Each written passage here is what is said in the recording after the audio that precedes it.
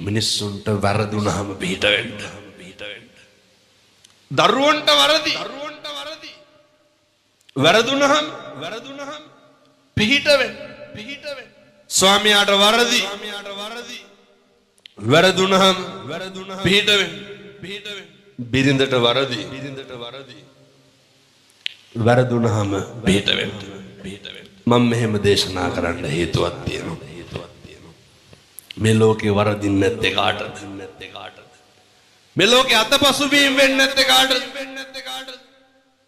මේ ලෝකේ බැරි වෙන්නේ නැත්තේ කාටද?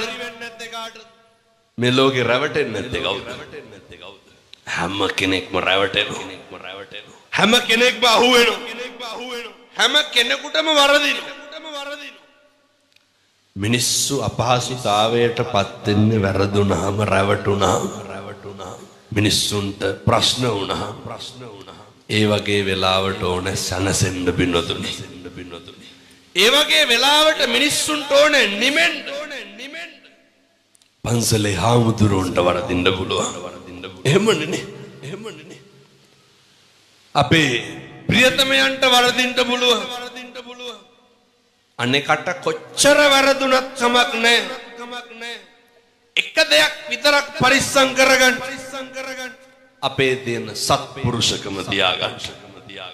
අපේ තියෙන කල්යාණ මිත්‍රත්වයේ තියාගන්න. ඔය පුරුදු කරන නඩත්තු කරන ඔය බෝධිසත්ව ගුණයන් ටික ඉතුරු කරගන්න. මොකද අපිට ඉතුරු වෙන්නේ මොකද්ද? ඔච්චරයි.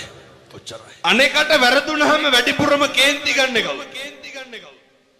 ඇත්තන්ට ජීවිතේ කේන්ති ගත්තනම් කේන්ති ගත්තේ අපිට වැරදුනහමද අනේකට වැරදුනහමද? ඔය මොකද පින්නතුනේ අනුන්ට වැරදුනහම අපි කේන්ති ගන්න. කවදාවත් ඔය ගෙවල් වල ඉන්නකොට අපි අද බිගානක් කෝප්පයක් බින්දුනට අපිට කේන්ති යනවද? සද්ද ඇහුණ නැත්නම් අල්ලා කරුටි ගල්ලා විහිකන මිසක් කොහාට හරි. ඒ වගේද අපි සාලේ දිහා ඉන්නකොට කුස්සිය කාගේ හරි අතින් මොකක් හරි ඇහුනොත් එහෙම. බෙරිහන් දෙන්නේ නැද්ද පිටිත් එක්ක කඩ ගන්න. අර අපෙන් මොකක් හරි අතින් වුණොත් මොකද කරන්නේ? ඒක ෂේප් නේ. මොකටද අනුන් අතින් වෙන්නේ වට කුලප් වෙන්නේ? දැන් ඔය කාගේ හරි ෆෝන් එකකට කෝල් එකක් යන්න ඕන සද්දෙට. කාටද කේන්තිය? ෆෝන් එකේ අයිතිකාරයාට වටපිටාය මිනිස්සුන්ට. මොකටද අනුන්ට එන කෝල් වලට අපි කුලප් වෙන්නේ? මතක තියාගන්න. මේ ජීවිතේ වැඩිපුරම ඇවිස්සෙන්නේ කලබල වෙන්නේ. අනුන්ගේ දේවල් වලට. ඒ නිසා කාලෙකින් හම්බෙච්ච මනුෂ්‍ය ආත්ම භාවය ඔක නිකන් නිස්කාරණේ නාස්ති කරගන්න එපා. හරි අපරාධ. මම මේ තරුණ මහත්තුරුන්ගෙන් බොහොම කරුණාවෙන් ඉල්ලන්නේ මේ තමයි අපේ සම්බුද්ධ ශාසනය, මේ තුම් බෞද්ධ දර්ශනය රකින්න ආරක්ෂා කරන්න ඉන්න ඒ යුග පරම්පරාව.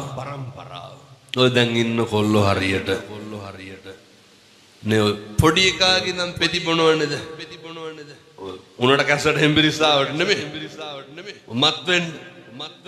ඔය කොල්ලොන්ගේ සාක්කුව වල දැන් බැලුවත් දුංගල පළුවක් හරි තියෙනවා. මොකක් හරි එකක් තියෙනවනේ. ගිනි ලයිට් එකක් හරි තියෙනවා. එච්චරටම මේ ළමයි අබ්බැහි වෙලා මොකේද?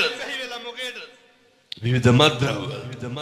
මම මේ තරුණ මහත්තුරුන්ට බොහොම කරුණාවෙන් කියන්නේ ඔව්ව මහා ගොන් වැඩ. හැන්දෑවට ඔය කොල්ලෝ කියන හාමුදුරනේ 7 වෙනකොට ගෙදර ඉන්න බෑලු. එක එක කෝල් දෙනවලු කෑල්ලක් හම්බුණා වරින් කියලා. ඔය මොනල් කෑලි කියනවා ගංජා ගහනවා. ඔය එක එක වුණ කරන්නේ. ඔව්ව කරන්න එපා. මේ දාන්න සපත්තු දෙකක් නැහැ. බ්‍රේස්ලට් එකක් හදාගන්න අවුරුදු 27යි දාන්න බ්‍රේස්ලට් එකක්. කොල්ලොන්ගේ දාන්න චේන් පොටක්වත් නැහැ. බීබු සිගරට් කන්දේ සල්ලි එක්කව කරුණා මොකද? කෝටිපතියෝ වෙන්න පුළුවන්. එහින්දා ඔය ජීවිතේ කාලා කන්නේ විදිහට ගෙවන්න එපා. ඔය මුස්පේන්තු අවදිය දැන් නැති කරන්න ඕන. අවුරුදු 24 යහනකොට තවත් ගෙදරින්පත් කන්න. ලැජ්ජ නැහැ. මේ ඔය ඔක හරියන්නේ. අපේ තරුණ මහත්තුරුට හොඳ පෞරුෂයක් තියෙන්න ඕන. හොඳ අභිමානයක් තියෙන්න ඕන. ඒ පෞරුෂයෙන් ගන්න පුළුවන් එකම එක වැඩක් තමයි ඔය එක එකාගේ සිගරට් බාගවල් බොන එක නවත්තන්න ඕන. මේ මොකක් හරි වුණාම කවුද ඉන්නේ කියලා දන්නේ නැනේ කොල්ලෝ. කවුද ඉන්නේ? අම්මයි තාත්තයි විතරයි. කොල්ලෝ නම් කමන්නේ කහත බඳලා ඉන්න කොල්ලෝ ඉන්නවනේ තාත්තලා. මේ මස් කිලෝ එකක් ගෙදර රන් ගියපු කාලයක්. අවුරුද්දන් තිබෙට කියනවා 30000කට වැඩි යනවලු බඩු කට්ටලේ ගන්න ළමයා. අර බීබු සිගරට් ගොඩ එක්ක හවු කරුවා. එක සිගරට් එකකට පිටරෙකට 4ක් විතර ගත්තා. හිනරන් හින් කෑවනම් මොකද? කොල්ලොන්ගේ ඇඟවල් බලන්න කෝටු කෑලි වගේ ගැහුවොත් එහෙම දෙකට ගන්නවා. ඒ පණ නැහැ දැන් ඉන්න ළමයි. මතක තියාගන්න. උන්ගේ හකු පුරවලාට දුම්කල කුඩු තියාගන්නවනේ. මේවා මේ අපේ තරුණය පුතේ නවත්තන්න ඕනේ.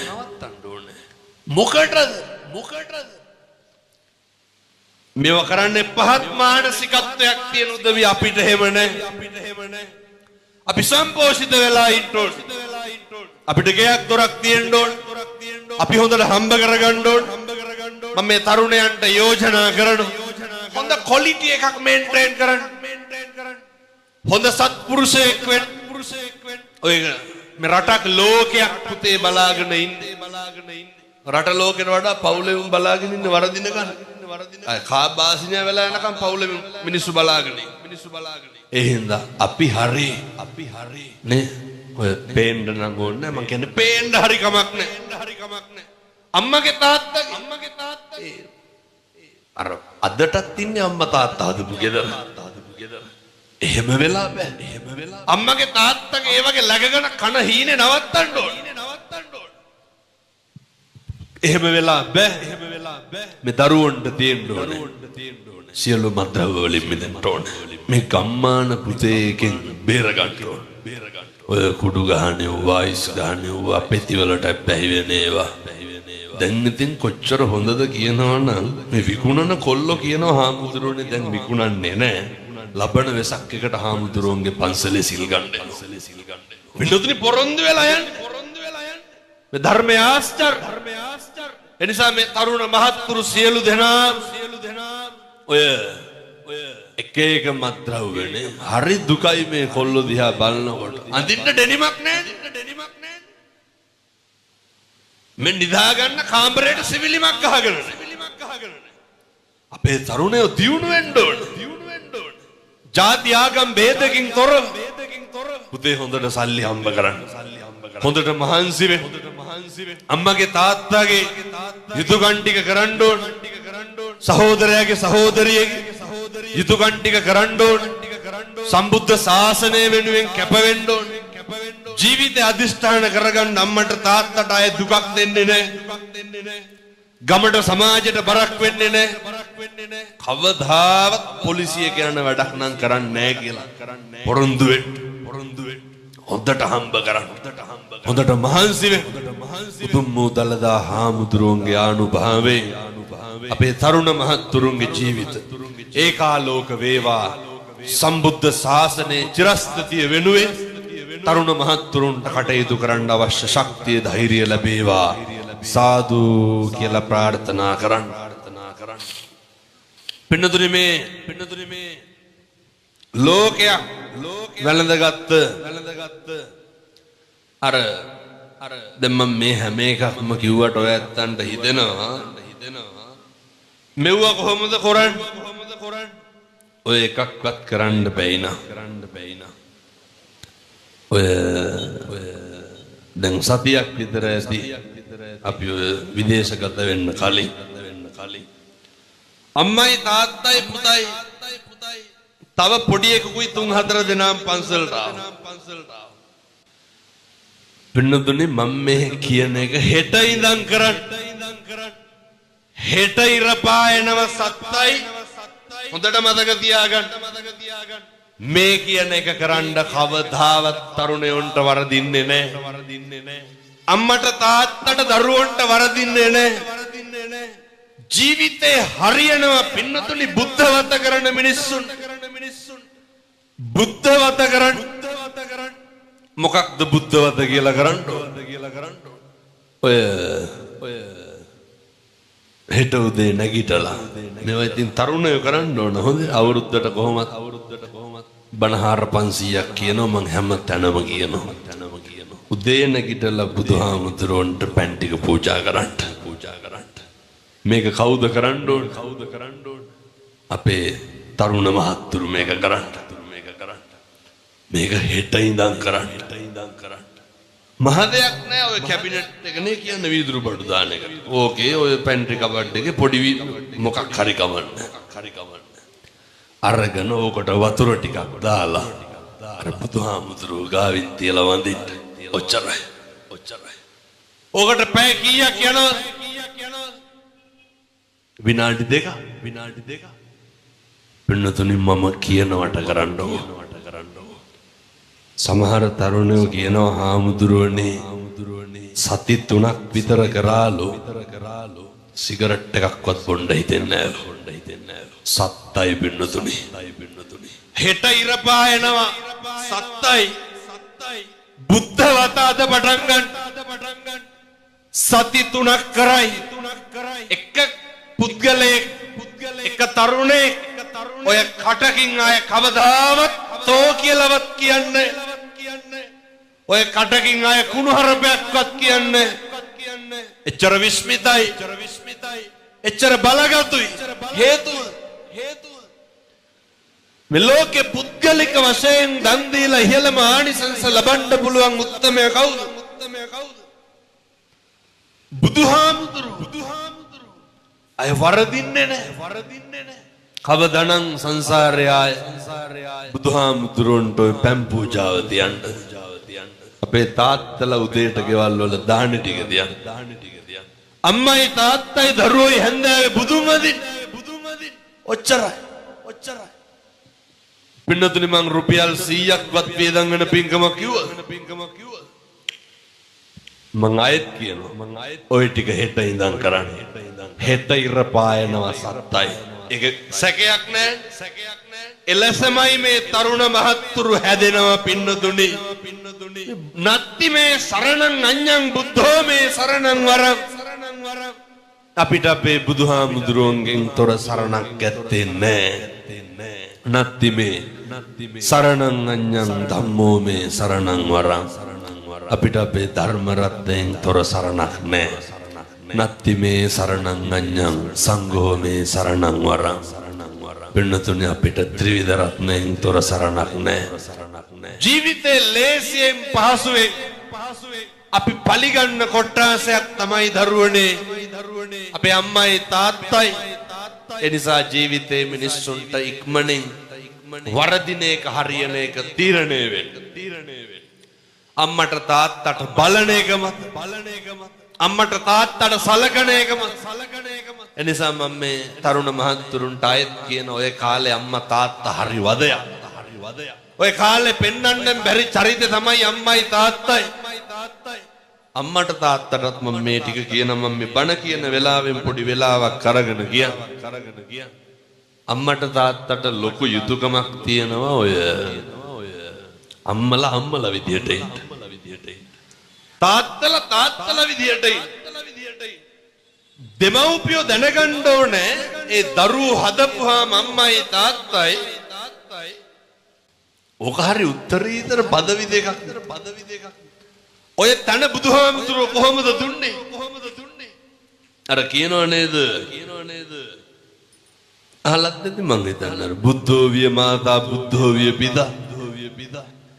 බුදුහාමුදුරුවෝ කියනවා මගෙන් පස්සේ ඉන්නේ අම්මයි තාත්තයි. එතකොට දැන් ඒ තන පිනතුනේ මේ බුදුවරුන්ට සමාන කරලා තියෙනවා. කාවද?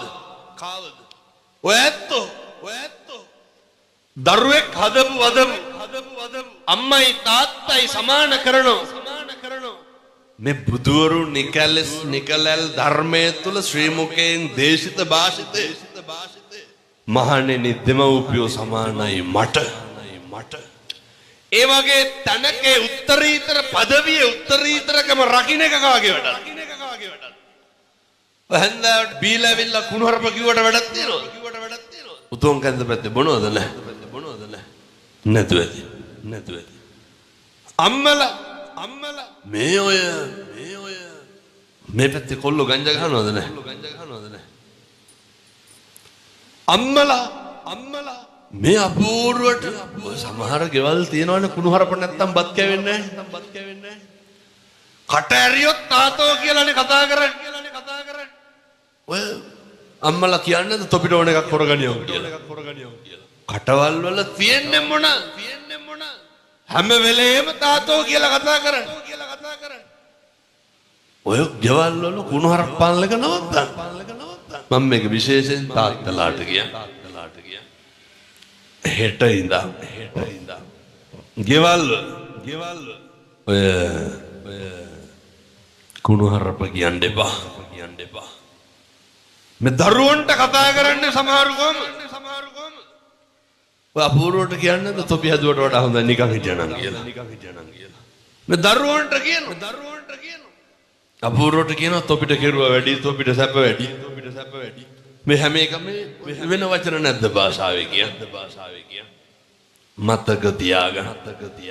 රිදෙන වෛරය ඇති වෙන දේවල් ගෙවල් වලින් අයින් කරන්න. මේවා පින්නතුනේ ඉතින් මේ අද ඉඳන් පුරුදු වෙන්න ඕන ගිහිල්ලා හොඳේ. දරුවෝ දෙමව්පියොන්ට කතා කරන එකේ ඉඳන් දෙමව්පියෝ දරුවොන්ට කතා කරන එකේ ඉඳන් මේවා මේ වෙනස් කරගන්න. ගෙවල් වල හරි ආදරෙන් ඉන්න ඕන. ගෙවල් වල හරි සමගියෙන් ඉන්න ඕන. පින්නතුනේ මේ ගෙවල් වල හරි එකට එකමුතුවයි. ඔය සමහර කොල්ලෝ ඉන්නවනේ ගෙදර එනකොට රාය 11 පහු වෙනවනේ කොහොමත් තැන් වල ගිහිල්ලා එනවා. කවදාවත් බොහොම පොඩි කාලයයි තියෙන්නේ. ඔය තරුණකම බොහොම කෙටි කාලයයි. අම්මට තාත්තට දරුවෝ සනසන්න නලවන්න තියෙන්නේ බොහොම පුංචි කාලයයි. දරුවෝ මතක තියාගන්න ඕනේ දෙමව්පියොත් එක්ක ඉන්න තියෙන්නේ පොඩි කාලයයි. අම්මා උයන බත් කන්න තියෙන්නේ පොඩි කාලයයි. ජීවිතේ පුංචි කාලයයි තියෙන්නේ පින්නතුනේ මේ හැම එකක්ම කරන්න. ඒ පුංචි කාලය තුල ඕවා විනාශ කරගන්න එපා. ඒ පුංචි කාලය තුල අර අනවශ්‍ය දේවල් වලට කාලය යොමු කරන්න එපා. මොනවාද අනවශ්‍ය දේවල්? මම මේක කියන්නේ තාත්තලාට ඔය සමහර තාත්තලා වැඩ ඇරිලා එනවයි ලෑස්ති වෙනවා යාපහු යනවයි දෙක තුන මේකයි. දරුවොත් එක්ක බත් ටිකක් කාලා බිරිඳත් එක්ක ගෙදර ඉන්න තියෙන වෙලාවේ එක එක කරක් බොණ්ඩ යන්න දාගන්න එපා. හොඳට මතක තියාගන්න මේවා හෙට ඉඳන් කරන්න. තරුණ මහත්තුරුන්ට කියන්නේ අම්මා තාත්තා එක්ක මේකත් කොල්ලොන්ගෙන් අහනවා. කවද්ද පුතේ අන්තිමේට ගිහිල්ලා අම්මගේ තාත්තගේ ඔළුවත ගෑවේ? කවද්ද ගිහිල්ලා මගේ අම්මා මගේ තාත්තා කියලා හැම ගෙවල් වල ළමයි ඇවිල්ලා වැළඳ ගන්නවද? උන් පැත්තටවත් එන්නේ මෙව්වත් තියෙන්න ඕන පිටුද? එතකොට තමයි අර මගේකම අපේකම ඇති වෙන්නේ. දැන් ඔය ගෙවල් වල ඉතින් අපි දන්නවනේ වයසක අම්මට තාත්තට සලකන විදිය. ඔය බෙහෙත් ටික අරගෙන දීලා කණ්ඩ බොණ්ඩ දීලා අවුරුද්දට සැරයක් නේ සරමච්චීත්තක් 60ක් ගන්නලා දුපම ළමයි හිතන් ඉන්නේ හරි කියලා. එහෙම වැළඳ ගැනීමක් නැහැ. එහෙම සෙනෙහසක් නැහැ. පින්නතුනේ මේ මගේ දුවේ මගේ පුතේ කියලා කතා කරන්න ඕන. අම්මගේ තාත්තගේ කැවුතුත් එක්ක උණු වෙන්නේ නැද්ද ළමයි ඇවිල්ලා මගේ අම්මේ මගේ තාත්තේ කියලා කතා කරනකොට. මේකනේ ඕනේ. මිනිස්සුන්ට විහිළු දහළු කරන්න ඕන කාත් එක්ක.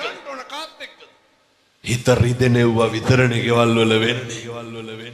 හිත බිඳෙනෙව්වා විතරයි ගෙවල් වල වෙන්නේ. ප්‍රශ්න විතරයි ගෙවල් වල කතා කරන්නේ. ගැටලු විතරයි ගෙවල් වල කතා කරන්නේ. එහෙම බෑ.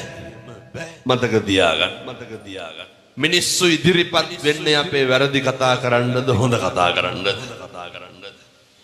වැරදි කතා කරන්න විතරයි.